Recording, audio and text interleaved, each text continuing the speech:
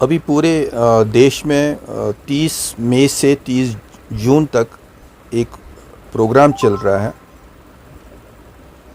मोदी जी के 9 साल बेमिसाल। पूरा जम्मू कश्मीर, डिस्ट्रिक्ट श्रीनगर पूरी तरह से ये प्रोग्राम कर रहा है और श्रीनगर डिस्ट्रिक्ट हर कॉन्स्टिट्यूंसी में ये प्रोग्राम कर रहा है।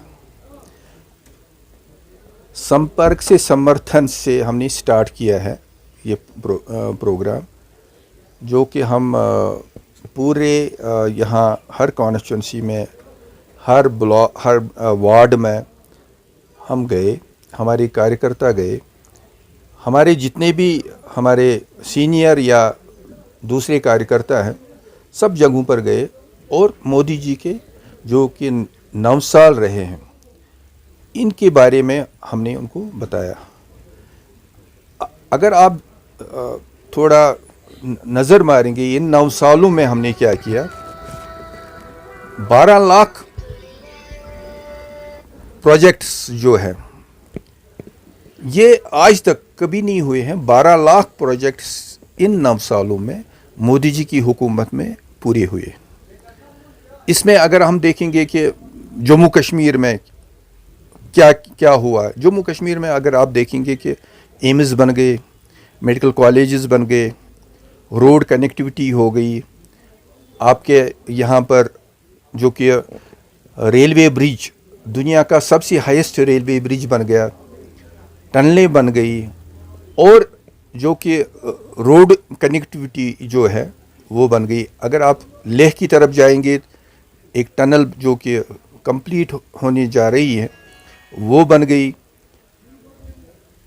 अब अगर और चीज़ें हम देखेंगे कि कितनी स्कीम्स जो है कि मोदी जी की इन 9 सालों में कितनी लॉन्च हुई और लोगों ने कितना फ़ायदा उठाया उसका।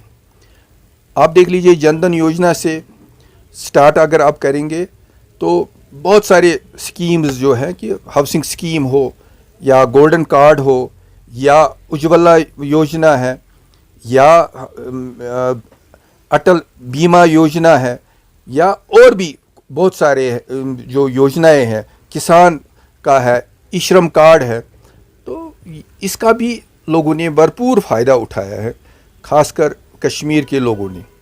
अगर हम देखेंगे कि यहाँ पर राशन का कोविड के दौरान जो कि राशन मुफ्त पूरे जम्मू कश्मीर, पूरे दुनिया को, ये भारत को मिला है, तो वो भी आपके सब आपको पता है कि वहाँ पर भी हमने हर जो कि गरीब है उसको फ़ायदा, उसका लाभ मिला।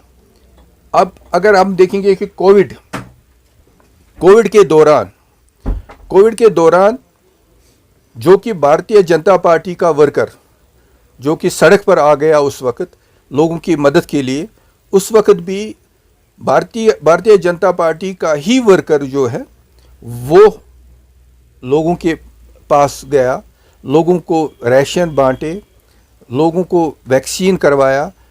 तो वो भी एक, अब अगर हम देखेंगे कि बाकी पॉलिटिकल पार्टीज़ उस वक्त बिलों में बैठ गई, वो घरों में बैठ गई और सिर्फ वाहिद भारतीय जनता पार्टी का ही वर्कर जो कि सड़क पर था और लोगों की सेवा कर रहा था। अब अगर देखेंगे कि यहाँ पर स्मार्ट सिटी का जो कि आप देख रहे हैं कि कैसे स्मार्ट सिटी जो है यहाँ पर कितनी सुंदर अभी श्रीनगर सिटी जो लग रही है। आप खासकर अगर आप देखेंगे रेजिडेंसी रोड हो या डल साइड आप जाइए या कहीं पर भी जाइए, अभी भी काम चल रहा है, कुछ जगहों पर काम कंप्लीट हुआ है, तो वो भी हुआ है। अब अगर हम देखेंगे कि जो कि इलेक्ट्रिसिटी का मसला जो था, अब इलेक्ट्रिसिटी पहले तो यहाँ आपको ये पता है कि 8-8 10-10 घंटे पावर नहीं आता था, उसका भी अब ज़ाला हो गया है। अब बहुत कट होता है, बहुत कम कट होता है। अगर हम देखेंगे कि लाइनें जो थी, केबलें जो थी, कहीं जगहों पर अंडरग्राउंड केबलें लग गई हैं, कहीं जगहों पर ऊपर भी केबलें लगी हैं, तो उसका भी जाल बिछ गया है, उसका भी अभी अच्छी तरह से हो रहा है। गर्ज कहने का यही है कि हर एक फील्ड में जो डेवलपमेंट हुई है, अगर हम देखेंगे कि डिजिटलाइज, अभी पेमेंट्स पहले क्या हुआ करता था कि पेमेंट कहीं देनी होती थी, फिर उसमें 10-15 दिन चेक्स उनको लगता था। आज के डेट में आप डिजिटलाइज जो कि एम पे यूज़ करो या दूसरे जो है इलेक्ट्रॉनिक मीडिया है, तो उसमें आप वो पैसा ट्रांसफ़र कर सकते हैं दूसरी जगहों पर, उसमें भी 2 सेकंड में आप वो भी काम कर सकते हैं।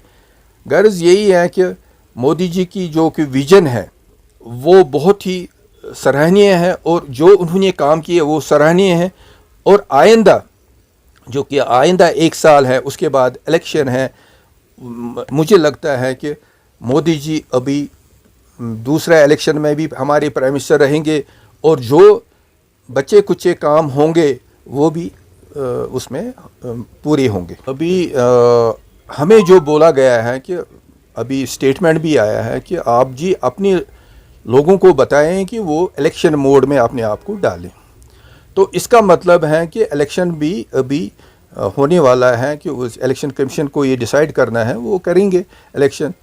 लेकिन अगर हम देखेंगे कि पुराने 70 साल जो हुए हैं, जो कि जिसमें हमने बड़ी मुश्किलात उठाए हैं, मतलब हर एक ने, जो कि यहाँ पर क्या हुआ, पहले जो अमीर होता था वो अमीर होता और भी हो रहा था, जो गरीब वो फिर और गरीब होता जा रहा था।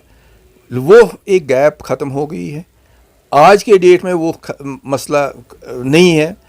पहले क्या हुआ था, पहले शेख अब्दुल्ला साहब, फिर फारूक साहब, फिर उमर साहब, फिर उमर साहब क्या होगा, बच्चा भी आएगा पॉलिटिक्स में। इसी तरह आप सागर साहब का बेटा, फिर सागर साहब के बेटे का बेटा, इसी तरह फिर और जो यहाँ पर जो कि मोहिद्दीन शाह साहब, उसका बेटा, उसका आगे बेटा।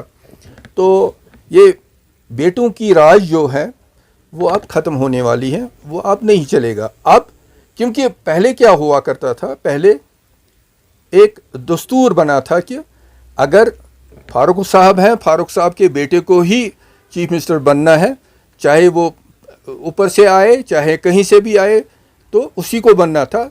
जो गरीब इंसान हुआ करता था, मेरे जैसे या दूसरे जैसे गरीब लोग, उनको ये उन लोगों को आगे आने नहीं देते।